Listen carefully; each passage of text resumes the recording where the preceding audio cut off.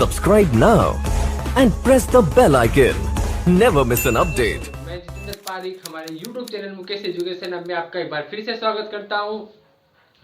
दोस्तों, हम आपके बीच हमेशा आ रहे हैं और आपके लिए हर दिन और हर दिवस के ऊपर आपके लिए टू द पॉइंट की क्लासेस ला रहे हैं, आपके लिए बेनिफिट के लिए, आपके एग्जाम के बेनिफिट के लिए। इसलिए दोस्तों, आप हमारे चैनल को लाइक शेयर और सब्सक्राइब करते रहिए और अपने दोस्तों तक इसे शेयर करते रहिए, पहुंचाते रहते हैं, उन तक पहुंचाते रहिए ताकि आपको हमारी क्लास का फायदा मिल सके। हम अपनी क्लास में चल रहे हैं, टू द पॉइंट के तहत चल रहे हैं और आज हम जिस टू द पॉइंट की बात कर रहे हैं वो एक प्रकार से कहे तो हमारे देशभक्ति का एक जुनून का प्रतीक माना जाता है।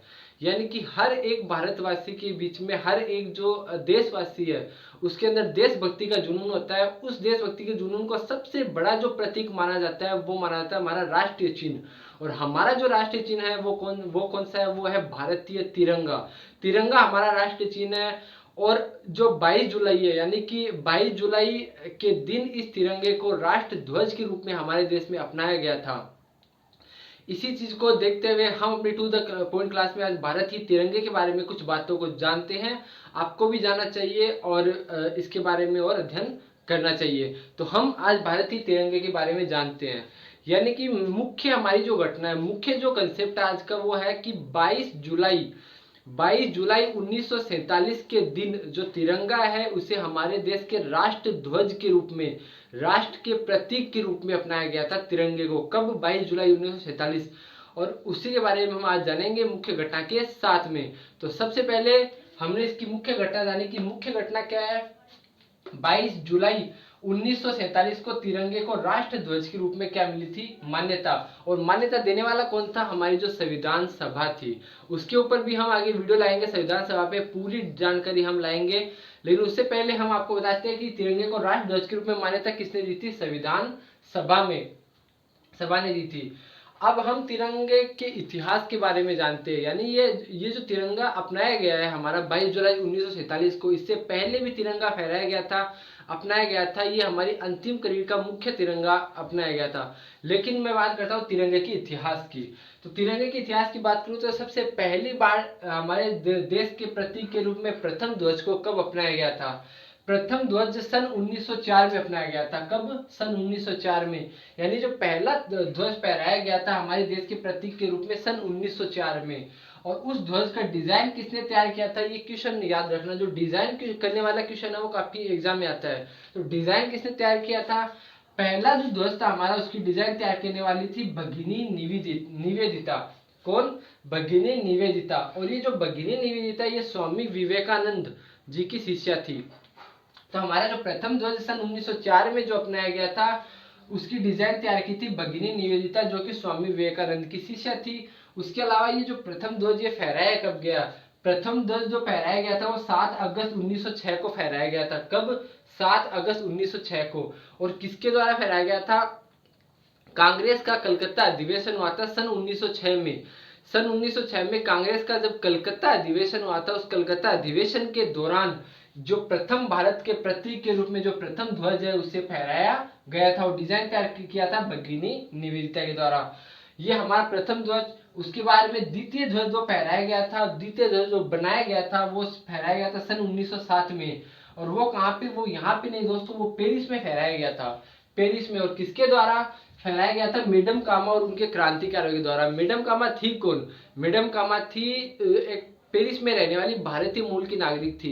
इन्होंने भारत की स्वतंत्रता को लेकर अनेक कदम उठाए। इनके साथ में इनके कुछ समर्थक क्रांतिकारी के रूप में और उनके द्वारा सन 1907 में पेरिस में जो ध्वज फहराया गया था उसे द्वितीय ध्वज के तौर पर देखा जाता है। उसके अलावा हम चलते हैं तृतीय ध्वज की ओर। तृतीय ध्वज का फहराया गया था ये सन 1917 में फहराया गया था। कब? सन 1917 में। पहला फहराया गया था 1906 में अधिवेशन में, फिर 1907 में और फिर तृतीय 1917 में। 1917 में किसके द्वारा? डॉक्टर जो एनी बेसेंट थी, ठीक है, डॉक्टर एनी बेसेंट और जो लोकमान्य बाल गंगाधर तिलक है उनके द्वारा फहराया गया था तृतीय ध्वज सन 1917 में। उसके अलावा जो चौथा और वर्तमान ध्वज है वो वर्तमान में जो रूप है जो हमारे राष्ट्रीय ध्वज का तिरंगे का वो चौथा और वर्तमान ध्वज के रूप में है।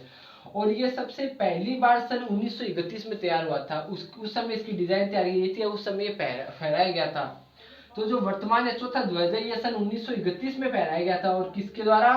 कांग्रेस का जो विजयवाड़ा का सत्र हुआ था, उस कांग्रेस के विजयवाड़ा के सत्र में इसे पहली बार फहराया गया था। किसको? जो चौथा और हमारा वर्तमान ध्वज का प्रतीक है। तो हम इस चौथे और वर्तमान ध्वज के बारे में और जानेंगे, उससे पहले आप इसका एक बार स्क्रीनशॉट ले लीजिए।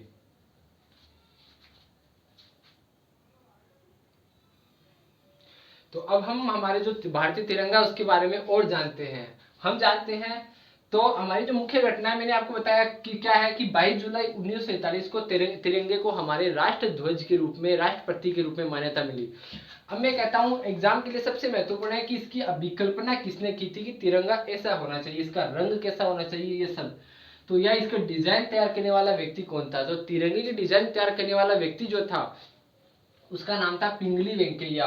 ये जो पिंगली वेंकैया, इसने जब चौथा ध्वज 1931 में तैयार किया था, तो ये ध्वज उन्होंने जो हमारे राष्ट्रपिता महात्मा गांधी जी को सौंपा था। और इस ध्वज में आज जहाँ पे बीच में जो नीला चक्र है, उस समय वर्तमान में बीच में चरखा रखा गया था, गांधी जी के द्वारा चरखा रखा गया था 1931 के अंदर। तो ये जो आज का है, ये जो वर्तमान में ध्वज है, उसकी अभिकल्पना डिजाइन तैयार करने वाले व्यक्ति का नाम था पिंगली वेंकैया। काफी इंपॉर्टेंट चीज है। उसके अलावा 1931 में जब पहली बार ये फहराया गया था, कांग्रेस का जो विजयवाड़ा सत्र था उसमें, तो उसमें चक्र में चरखे का प्रतीक था, उस समय चरखे का प्रतीक था, और वर्तमान में ये नीला चक्र है। उसके अलावा इसके बारे में जो सबसे महत्वपूर्ण जो चीजें होती है हमारे जो राष्ट्र ध्वज के बारे में एग्जाम के लिए, वो ये चीजें है, वो मैं आपको बताता हूँ। हमारे जो तिरंगा है उसमें सबसे ऊपर रंग है केसरिया रंग। केसरिया जो रंग है वो देश की ताकत और साहस का प्रतीक है। हमारे देश के जवानों, हमारे देश के जो किसान है, तो देश की ताकत और साहस का प्रतीक है कौन सा? केसरिया रंग, जो सबसे ऊपर है, देश की ताकत और साहस का प्रतीक। उसके अलावा बीच में श्वेत रंग या श्वेत पट्टी है, वो सत्य और शांति का प्रतीक है, यानी भारत एक सत्यवादी और शांति प्रिय देश है, उसका प्रतीक है श्वेत पट्टी। उस श्वेत पट्टी के बीच में एक नीला चक्र बनाया गया है जिसे धम्म चक्र कहा जाता है। नीला चक्र जिसे धम्म चक्र कहा जाता है, और ये तैयार जो किया था नीला चक्र, ये हमारे भारतीय संविधान के जो जनक माने जाते हैं बाबा साहेब भीमराव अंबेडकर, उनके द्वारा ये तैयार किया गया था। कौन सा? नीला चक्र या धम्म चक्र। और सबसे बड़ी बात है, मैं इसके अंदर तीलियां कितनी है, तो इसके अंदर जो तीलियां हैं वो है 24 तीलियां। इसके अंदर तीलियां कितनी है? इसमें 24 तीलियां हैं। कौन? किसमें? जो हमारा नीला चक्र या धम्म चक्र है उसमें 24 तीलियां। और वो किसका प्रतीक है? वो प्रतीक है, नीला चक्र हमें बताता है कि भारत निरंतर प्रगतिशील रहे, प्रगति करता रहे हमारा देश, उसका प्रतीक है नीला चक्र। और धम्म चक्र उसे देश को प्रदान करने वाले थे हमारे भारतीय संविधान के जनक बाबा साहब भीमराव अंबेडकर।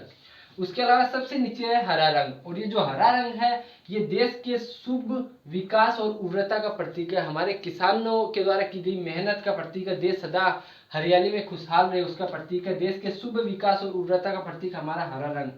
तो ये हमारे रंगों के बारे में हो गया कि तिरंगे डिजाइन कैसी है। और तैयार करने वाले व्यक्ति का नाम था पिंगली वेंकैया। अब मैं बताता हूँ कि ये जो तिरंगा इसकी लंबाई और चौड़ाई का अनुपात कहता है, तो हमारे जो राष्ट्रीय ध्वज तिरंगा इसकी लंबाई चौड़ाई का अनुपात है 3:2, यानी 3 अनुपात में लंबाई है और 2 अनुपात में चौड़ाई है।